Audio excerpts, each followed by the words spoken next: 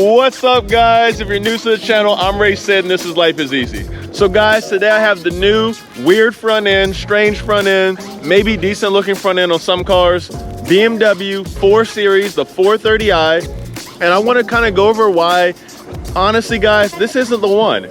If you guys are looking to buy a new BMW, you guys are looking to get into the BMW brand and you really want to experience the brand, I don't think this is the car for you. I really think that styling wise, BMW's changed up a lot and they may be losing some of their, historic customers to brands like Tesla. Things are just kind of switched up a little bit for BMW, and I'm going to show you why this BMW 430i is not the BMW that you should be grabbing if you really want to experience the BMW brand. So first things first, guys, before we get into anything else, let's just talk it out, the elephant in the room, the grille. Now the grille is just so large on these cars. I get it, it's kind of retro. It looks like some of the old BMW 2002s and things like that. I get it. On these cars though, the performance, the non-M cars, the front end just doesn't quite look right. All the design cues of the car are great. I love the lines down the side. I love how they've integrated the rear camera a little bit better. Instead of being underneath the trunk lid, it's actually hidden in the emblem now. I love a lot of the new things they've done with the 4 Series and all the BMWs in general. But let me tell you guys, this new grille is so polarizing, it just takes away from the car so much. I just don't think it was the right move. Now that new grille is definitely more subtle on a black car. I've noticed like the black cars, it's a lot harder to tell that, it has that giant grille on it, because as you can see, the grille is actually kind of blacked out. So it really hides itself a lot more if you get a car like that. Also, the M cars, they look a lot more clean with the grille. The car is just bulkier and more aggressive.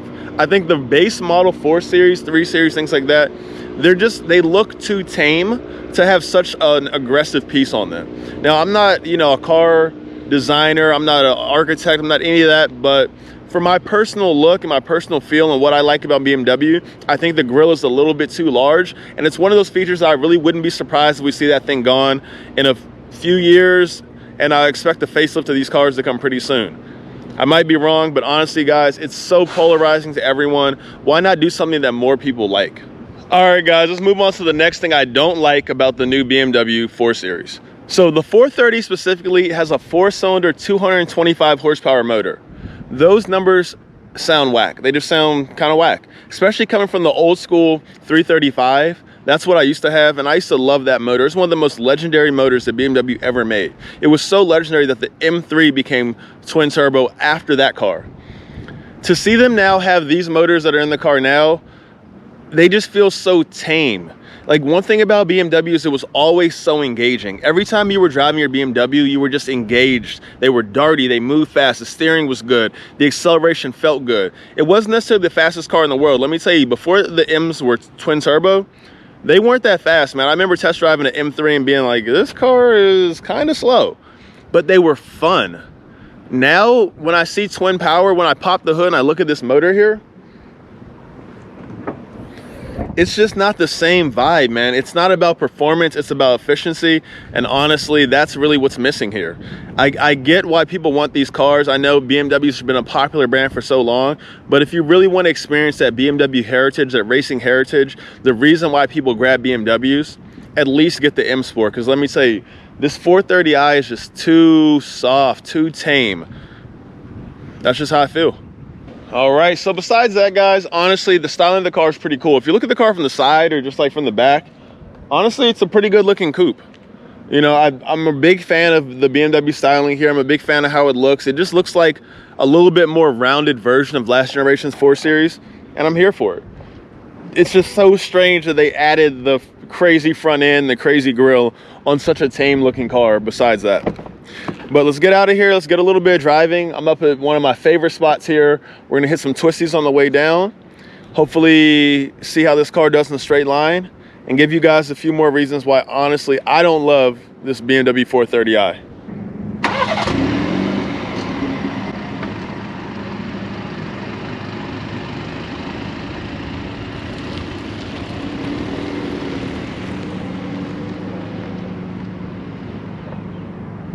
So first thing you got to do whenever you get in the BMW is just knock the transmission over to sport mode. Like, if you drive around, which I did for the first day or so, in comfort mode, I always forget with BMWs, like if you care about performance or like you're an enthusiast at all, just trust me, you don't want the car in comfort mode. The first thing you should do is just knock the shifter over, put it in sport mode, and like that's one of the immediate things you should do. But now that I'm in sport mode, I mean, honestly, the car doesn't feel bad. I think my biggest criticism of this car isn't just how it feels, it's how it feels at the price. The car is retailing for what, $42,000, something like that. It's not a cheap car. So when I look at the configuration, I look at the pricing, and I kind of compare it to what else is available in this price range, it's really hard to say, and I know you guys are gonna hate to hear this, but it's hard to say this is a better car than the Model 3. If you're getting this car because you don't care about all the performance, you don't care about, you know, what really makes a BMW, then why are you buying this BMW? There are better cars for everyday use. Honestly, the Tesla Model 3 is the best daily driver on the market. You can argue that with me all day, it's the best daily driver on the market. So it's just hard for me to figure out what lane this car is in. What does someone use this car for? Are you getting this just because you grew up and you like BMWs and you want to say you have a BMW? I don't know, especially with gas prices going up. Why am I gonna buy a car that's not engaging, that doesn't really give me that fun feel, when I can just grab a car that does everything this car does better? So that's kind of what throws me off about the 430i, is the price point compared to the performance I get for the price. As we're coming down here through these twisties though, the car honestly feels pretty good. I know, you know, I said it's not really engaging. That's not the biggest issue with the car. It's just so tame everywhere. Like, it is so smooth, it's so safe. It just feels like something that they put the training wheels on. And I think one thing that you like about a lot of the older cars, what people like about manual transmission cars, all those things, is that they don't feel like they have the training wheels on. The car's fun, the steering's fast, you feel everything going on. Most of these new cars have really lost that feeling, and that's a little bit disappointing to me. All right guys, so we're at a red light finally, 430i, and I'm really about to find out how fast this 430i really is.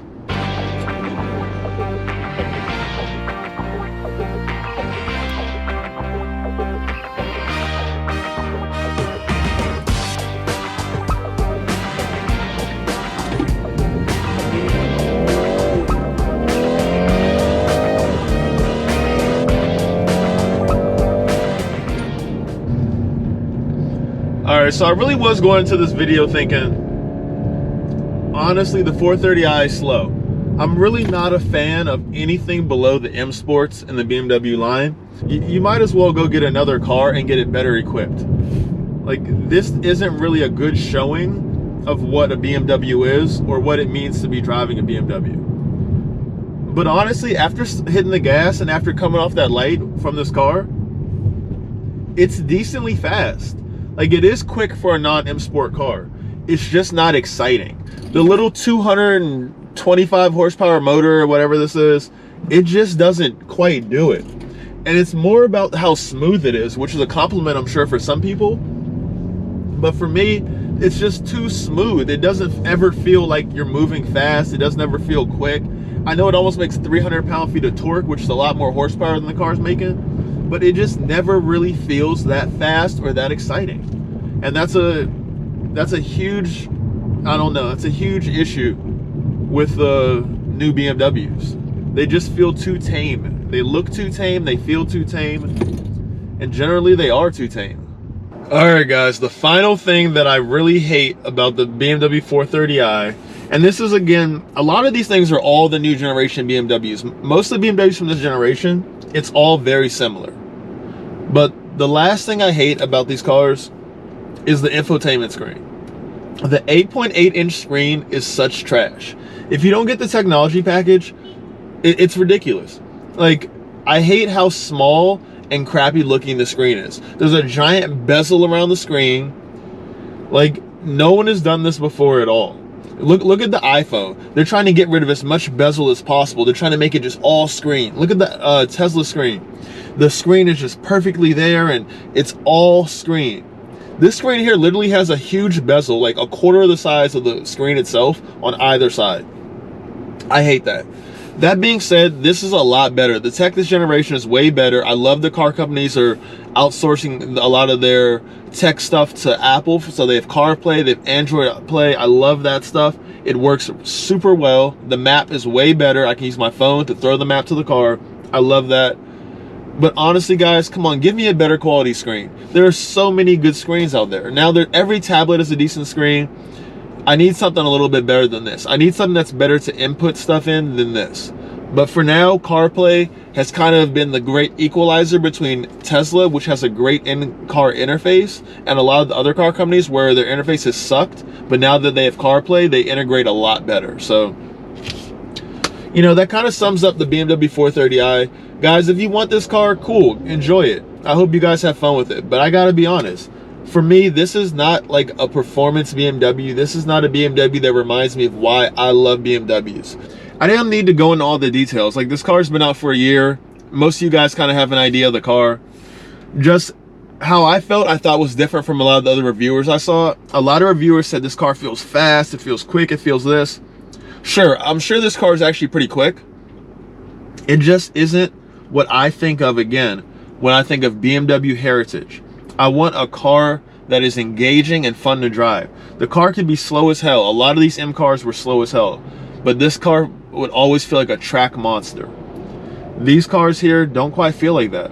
So hopefully, guys, if you do get into a BMW, try to at least get an M Sport. If you can't get a new M Sport, go for an older car. There are plenty of good BMWs in that 2014 to 2020 range, man. There's plenty of good cars.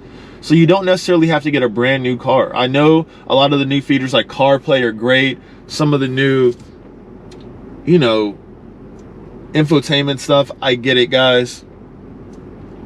But for me, I would rather go with an M Sport or M car and really feel what BMW is all about. If you guys like this video, go ahead and like, subscribe, give me a little bit of love. Follow me on Instagram, Ray Sid. And we'll be back in the i8 soon. I'm dropping this car off, and I'll have some more content about the i8 coming up here. Peace.